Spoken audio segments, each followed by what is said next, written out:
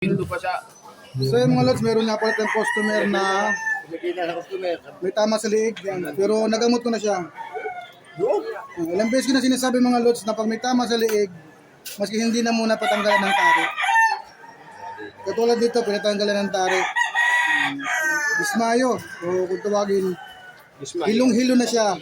Kasi naubusan na ng dugo. Pero buti na lang, naisara natin yung ugat niya. Yun. Kaya lang atap ako dito, boy. Yung ugat niya dito. Hapon ako dito. Kapag sa may ulo. Yan, nasara natin. Yan. Okay naman siya.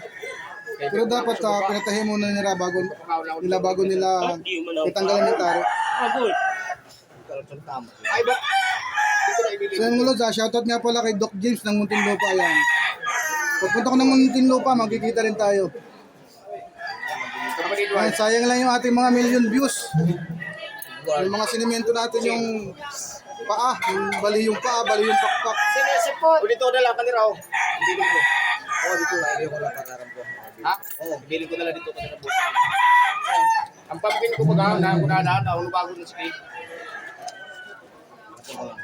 So yung mulod, thank you for watching.